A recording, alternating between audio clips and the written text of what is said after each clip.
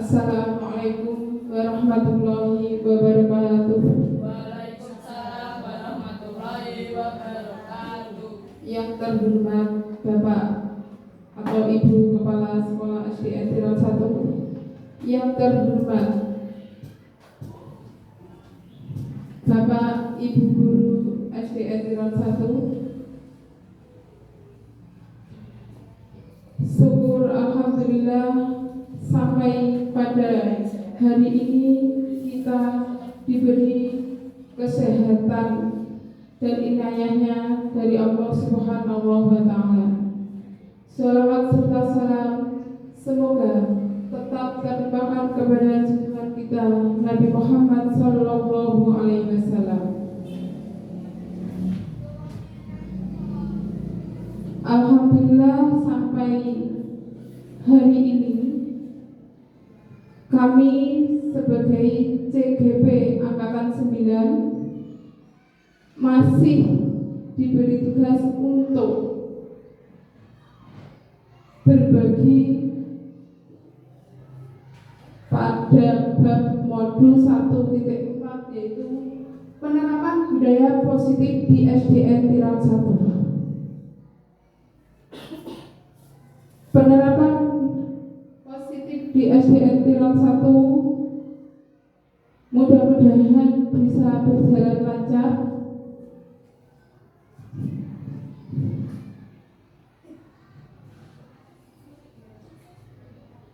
Konsep inti budaya positif bahan paradigma belajar. Paradigma belajar pada saat ini kita dianjurkan sesuai dengan pandangan Ki Hajar Dewantara bahwa pendidikan adalah menuntun anak kita sebagai guru seperti petani yang sedang memelihara pertanian ini. Seperti apa toh yang terdapat pada anak kita? Apa itu bibit jagung? Apa itu bibit padi? Apa itu bibit mangga? Tentunya setiap anak-anak mempunyai bibit sendiri-sendiri. Tugas kita sebagai guru hanya membimbing atau memelihara, menuntun, contohnya kita kalau sebagai petani, mungkin Bapak Ibu berpengalaman kalau kita memelihara padi itu berbeda atau tidak dengan kita memelihara jagung? Berbeda. Nah, keunikan di anak-anak kita juga demikian. Misalkan ada dari rumah bibitnya, keunikannya berbeda, dia sangat pandai dalam matematika, mungkin dia sangat bersosialisasi. Demikian Bapak Ibu bisa diterima bahwa kita sebagai pendidik hanya membimbing atau memelihara bibit-bibit yang ada pada anak. Kemudian nilai-nilai kebajikan, disiplin positif, kebutuhan dasar manusia, motivasi perilaku 5 manusia, yang keenam posisi kontrol guru, yang ketujuh keyakinan kelas, yang ketiga segitiga restitusi.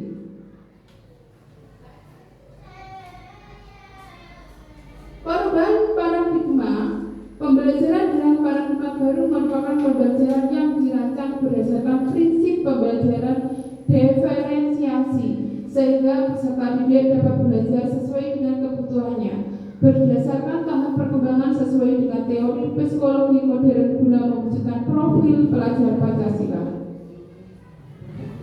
Makna kata disiplin. Dalam budaya kita, makna kata disiplin dimaknai menjadi sesuatu yang dilakukan seseorang pada orang lain untuk mendapatkan kepatuhan. Seseorang yang memiliki disiplin berarti mereka bisa bertanggung jawab terhadap apa yang dilakukan karena mereka mendasarkan tindakan mereka. nilai-nilai kebajikan universal. Nilai-nilai kebajikan. Nilai-nilai kebajikan adalah sifat-sifat positif manusia yang merupakan tujuan yang ingin dicapai dari setiap individu.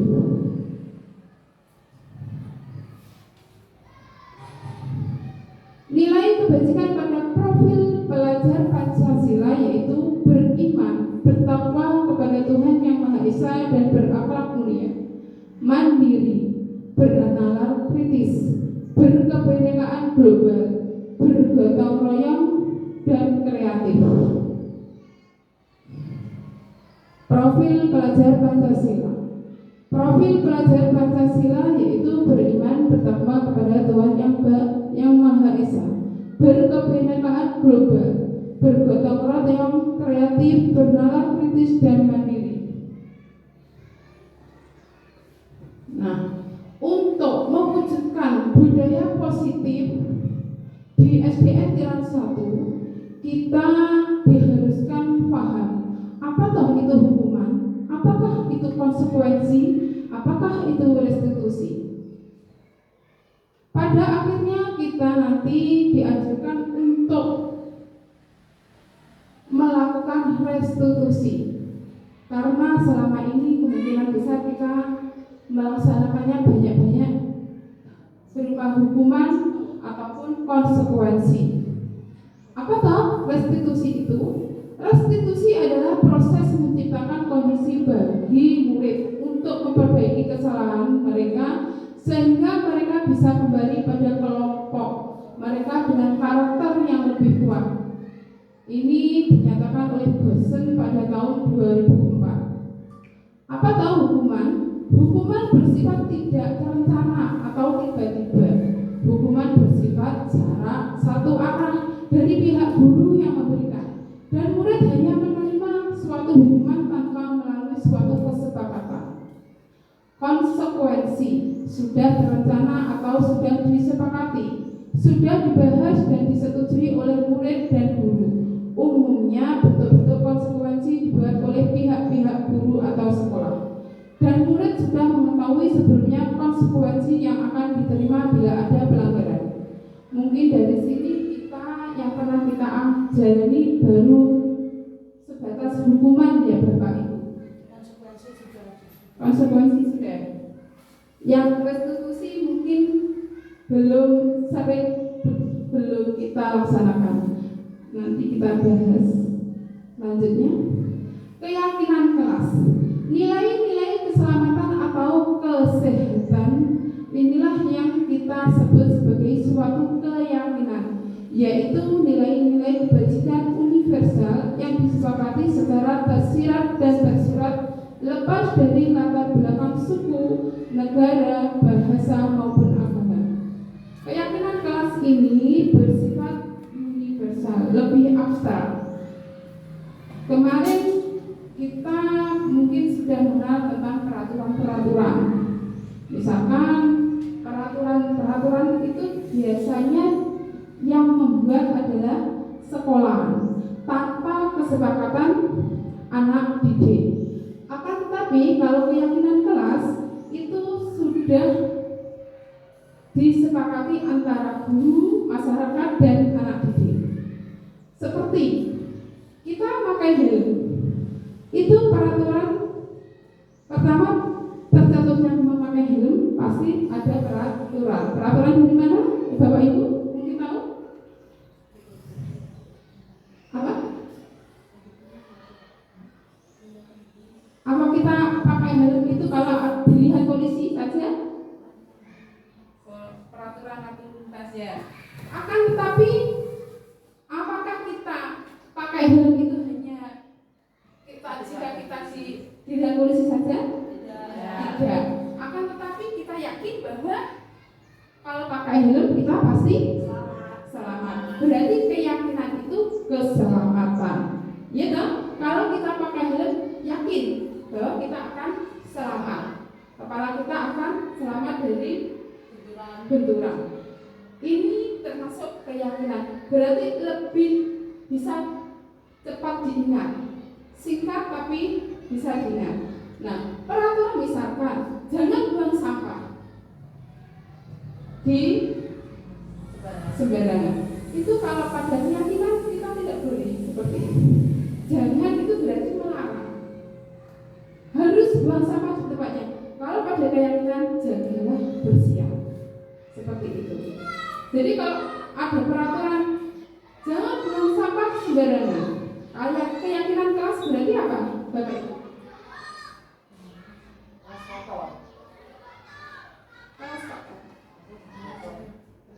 Kebersih. Ya, keyakinan kelas itu terjaga kebersihan. Contohnya seperti itu. Mudah-mudahan di SDN Tirang ini nanti terciptalah keyakinan kelas sehingga berjalan lancar pembelajaran di SDN Tirang 1.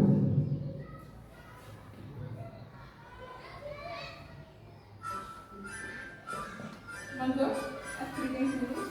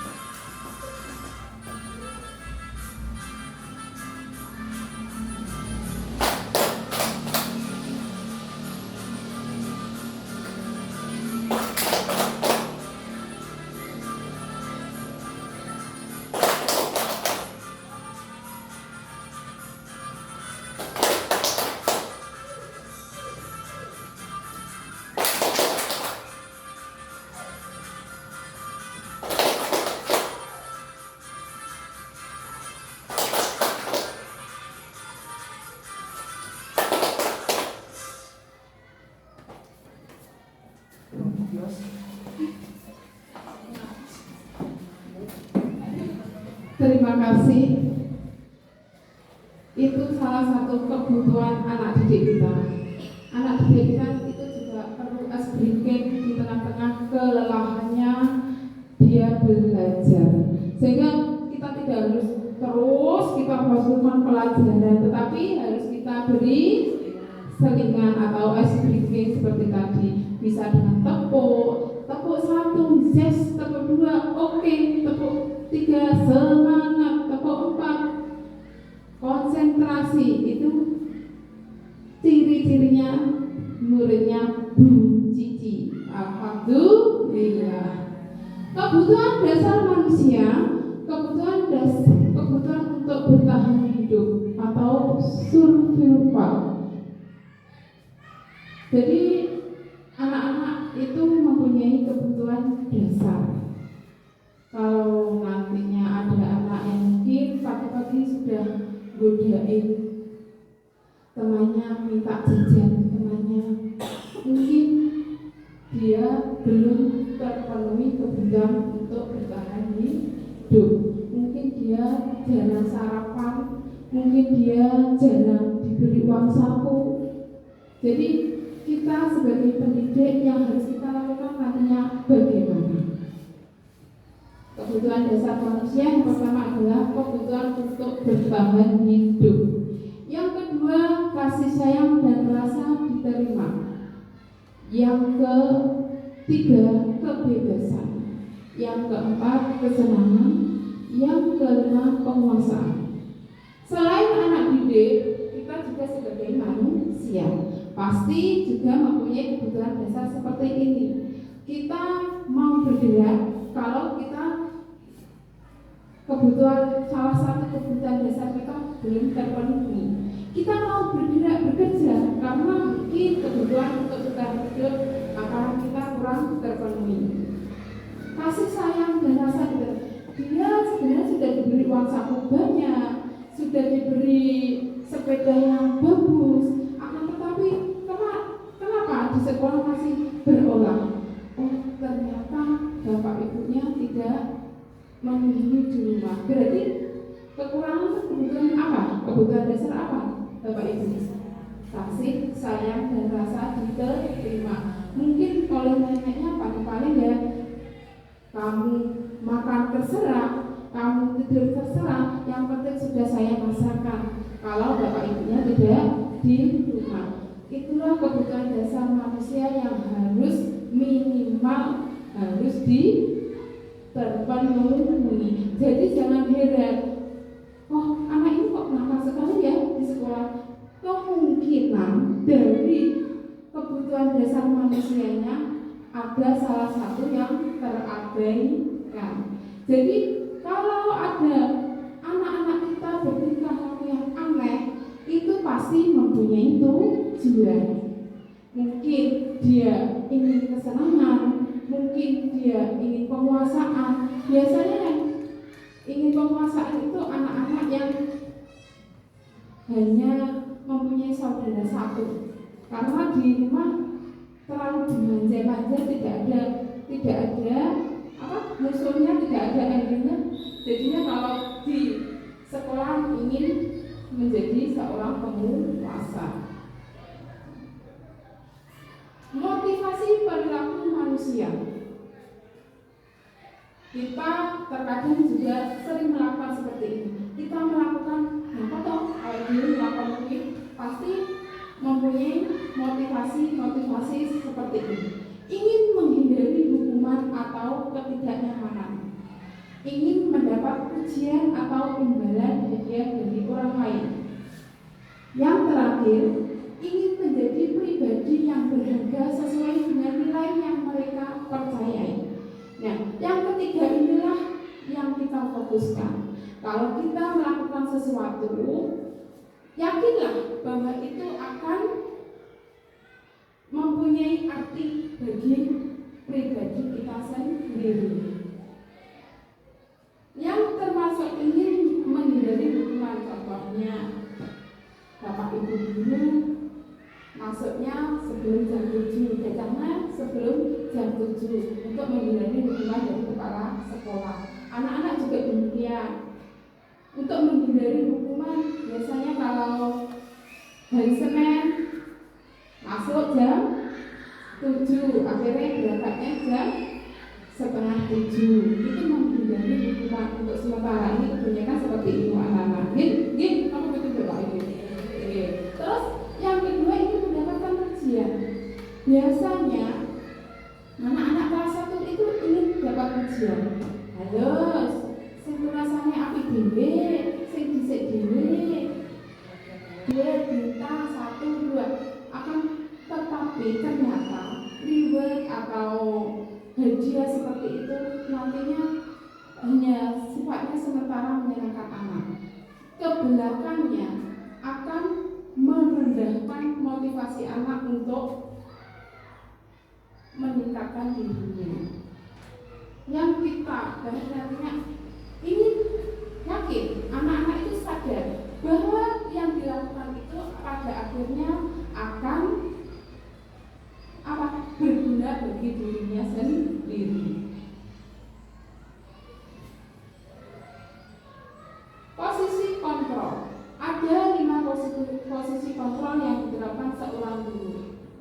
ataupun orang tua dalam melakukan kontrol. Kelima, posisi kontrol tersebut antara lain adalah penghukum. Yang kedua, pembuat rasa bersalah. Yang ketiga, sebagai teman. Yang keempat, memantau. Yang kelima, manajer. Di antara 5 posisi kontrol ini yang mungkin sudah dilaksanakan Bapak Ibu dulu yang mana ya?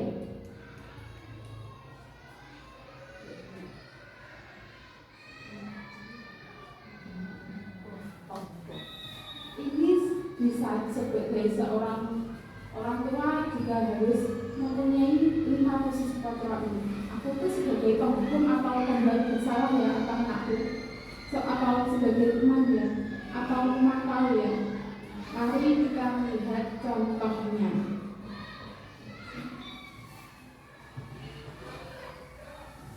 Satu, penghukum. Jika kata-katanya patuhi aturan saya atau awas, kamu selalu saja salah, selalu pasti selalu terakhir selesai. Terus berarti mesti kayak gini, Mas. Nah, seperti itu termasuk penghukum. Yang kedua, pembuat merasa bersalah. Ibu sangat kecewa sekali dengan kamu. Berapa kali ibu harus memberitahu kamu ya? Gimana coba kalau orang tua kamu tahu kamu berbuat begini? Itu sebagai apa? Bapak Ibu, pembuat merasa bersalah. Contoh posisi penghukum. Sebentar, ya. Coba diperhatikan. Ini adegan seorang penghukum.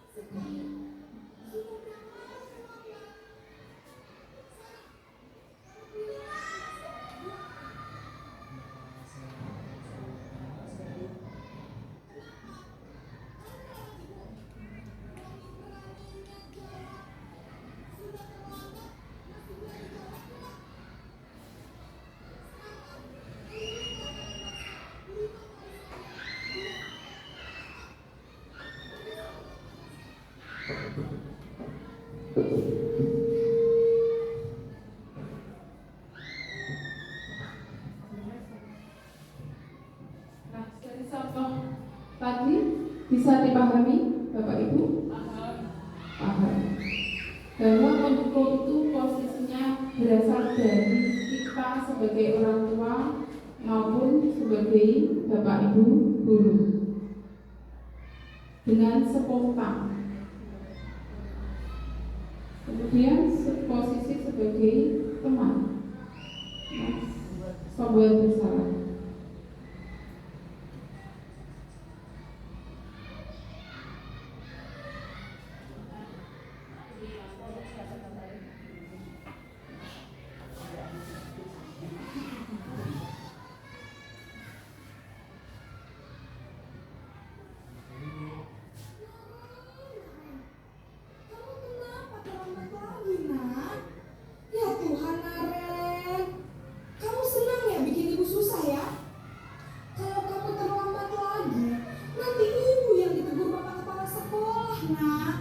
Disangka ibu tidak bisa membina kamu. Duh, gimana ini? Maaf Bu. Duh Gusti Naren. Kamu suka ya kalau ibu tegur bapak kepala sekolah?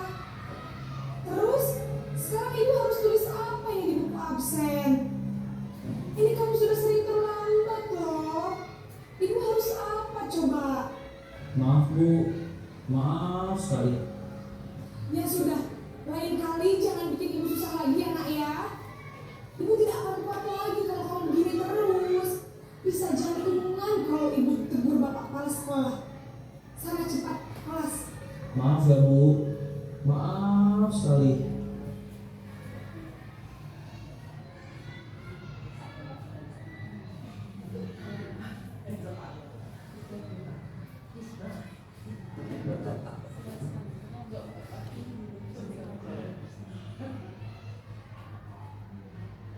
Tadi kita sudah melihat video contoh sebagai apa, Bapak Ibu?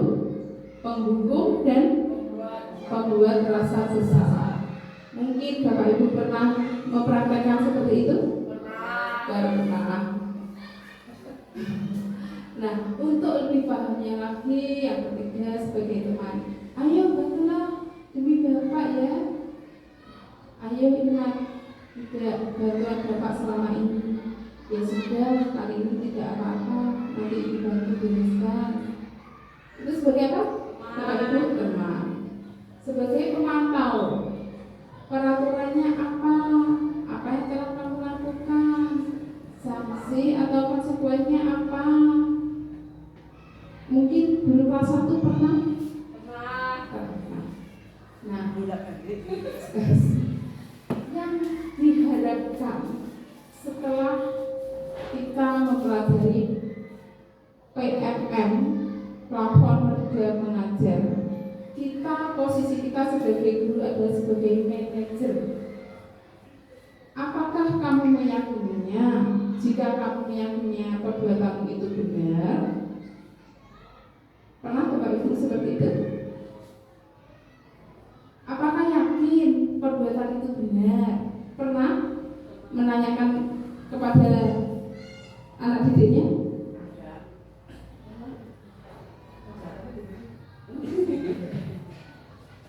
Apakah yakin perbuatan itu benar? Pernah Bapak Ibu? Oke, terus dulu. Mungkin bagaimana Bu Cici? Pernahnya gimana? Katanya Bu tadi dengan bahasa Jawa. Apa yang kamu lakukan benar? Yang kamu lakukan benar? Berarti itu bahasanya pembuka atau untuk meyakinkan? Untuk meyakinkan. Ternyatanya cuma nadanya kita kan beda. Nada saya kan nada Busari, menurut saya sempat Busari nada. Oke, sih. Apakah kamu bersedia memperbaikinya? Pernah Bu Cici? Pernah. Jika kamu perbaiki ini, hal ini menunjukkan apa tentang dirimu? Apa rencana kamu untuk memperbaiki hal ini? Posisi teman.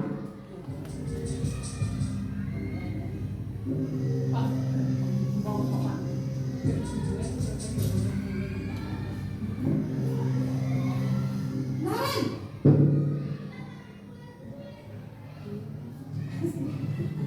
Selamat pagi Bu. wah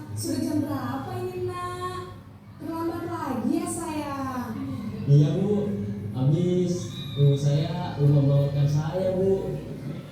Kamu malah menyalahkan ibu kamu. Kamu bukannya anak yang larinya paling kencang. Kok terlambat sih? Iya bu, saya memang terlambat bangun tadi. Jadi biarpun saya lari kencang, tetap gak kekejar bu. Ya sudah sana. Nanti lain kali larinya lebih kencang lagi ya. Biar gak terlambat lagi. Bikin senang ibu demi ibu. Bisa kan? Bisa lah bu.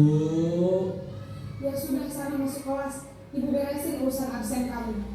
Kamu ini ada-ada saja. Sabar dulu aja. Sabar dulu. Sing akeh bulet nih.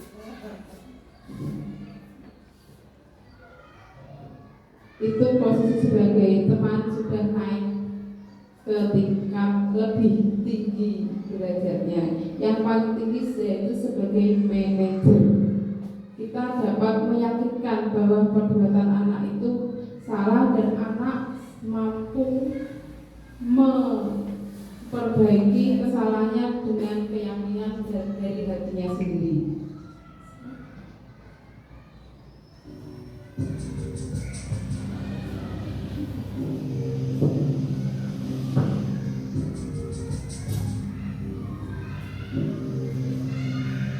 Naren!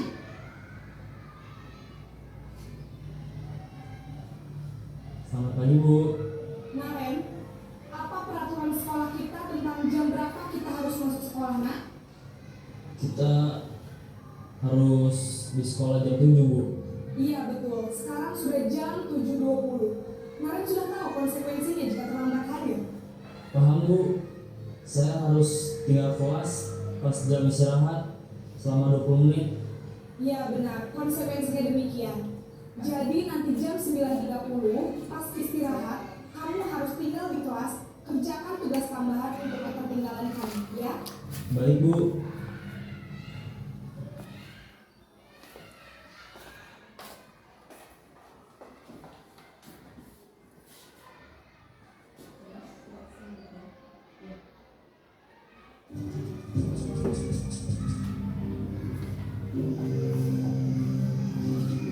Posisi yang diharapkan oleh pemerintah kita sebagai guru, sebagai manajer.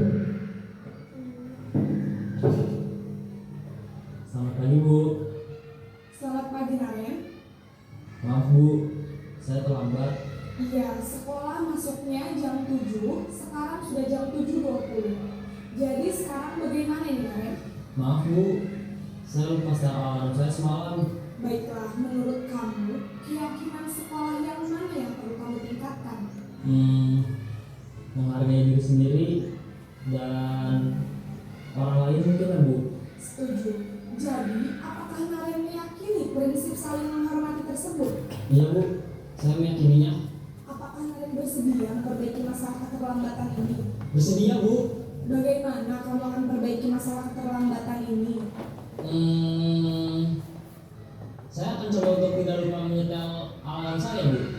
Baik, kalau Naren lupa menyetel alarm di rumah, ada orang yang kira-kira bisa bantu mengingatkan tidak? Ada bu, kakak saya, Kak Emma. Ada lagi selain Kak Emma? Selain Kak Emma, ada ibu saya. Baik, jadi yang mengingatkan Naren adalah Kak Emma dan ibu kamu ya? Kira-kira akan mulai setel alarm kapan nih Naren? Setelah pulang sekolah, akan segera saya lakukan. Baik, jadi Naren akan setel alarm untuk bangun besok pagi dan akan diingatkan oleh kakak dan ibunda Naren ya. Ada lagi yang mungkin perlu dilakukan Naren agar tidak terlambat bangun lagi? Tidak ada bu. Baik Naren, terima kasih untuk kerjasama kamu. Sekarang kamu perlu kembali ke kelas untuk belajar. Baik bu, terima kasih.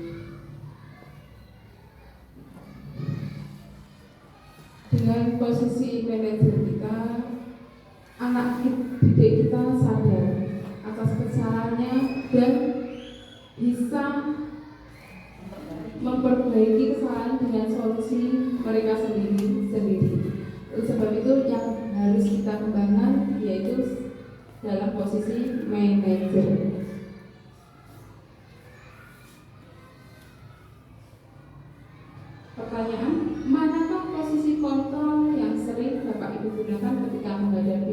rasa siswa. Tadi posisi kontra tadi apa saja? Sebagai teman, penghubung, pemantau, manajer. dari sekian tadi yang sering Bapak Ibu laksanakan, penghubung. 1, 2, 3. Penghubung sebagai teman, sebagai pembuat rasa bersalah. Yang harus kita perbaiki, kita harus mencapai posisi sebagai manajer.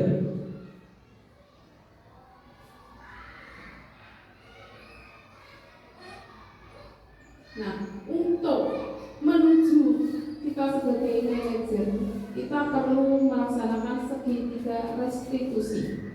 Tahapan segitiga restitusi itu sendiri yaitu menstabilkan identitas anak, validasi kesalahannya, menanyakan keyakinannya. Untuk memenuhi 5 kebutuhan dasar manusia yaitu yang pertama tadi bertahan hidup, cinta dan kasih sayang, kesenangan, kebebasan, dan kekuasaan. Yang tadi segitiga restitusi, tadi kita sudah melihat contoh-contohnya bagaimana yang posisinya sebagai teman, sebagai merasa bersalah, sebagai manajer. Setiap orang pasti pernah melakukan kesalahan. Sebaiknya kalau menasehati anak, kita panggil terlebih dahulu, kita adakan validasi identitasnya, kemudian validasi tindakan yang salah, yang terakhir adalah menanyakan keyakinan, kemudian solusinya akan tercapai dari anak itu sendiri, sehingga timbul dari internal anak itu sendiri, bukan dari eksternal.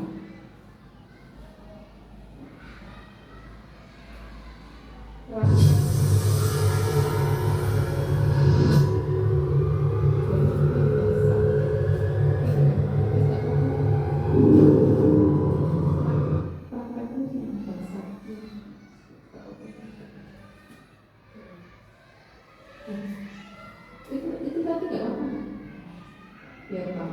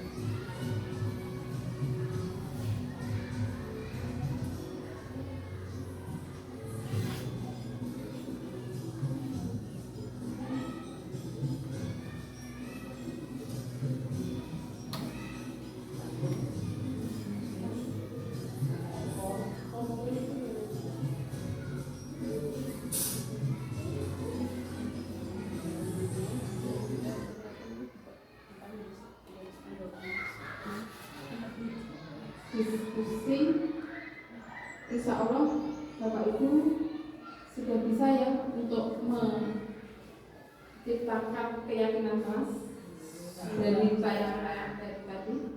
Alhamdulillah. Lanjut. Kesimpulan, penanganan kasus yang dilakukan guru dengan pendekatan segitiga restitusi diharapkan guru dapat memposisikan dirinya sebagai manajer dengan mengajukan pertanyaan-pertanyaan yang bermakna yang membuat beliau menjadi mandiri dan menghormati orang lain, percaya diri dan bertanggung jawab.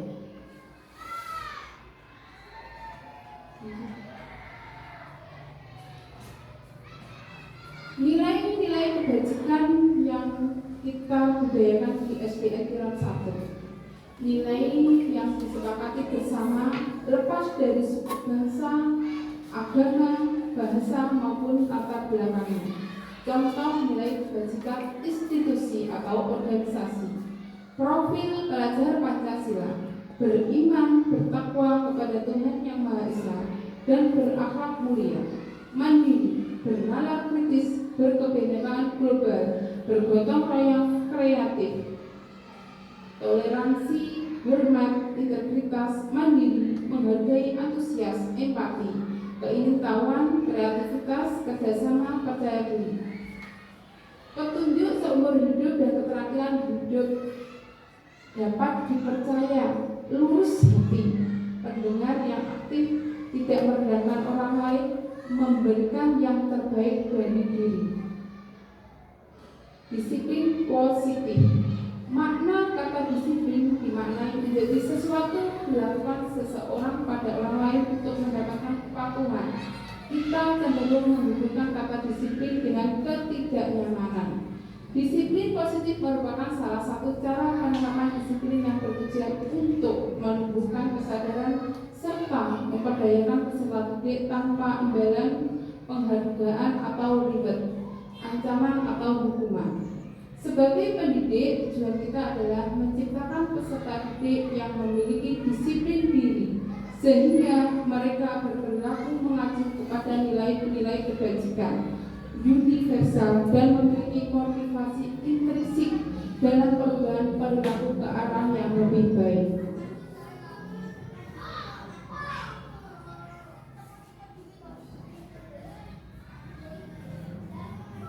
Terima kasih atas kesediaan teman-teman. Saya akhiri. Wassalamualaikum warahmatullahi wabarakatuh. Waalaikumsalam warahmatullahi wabarakatuh.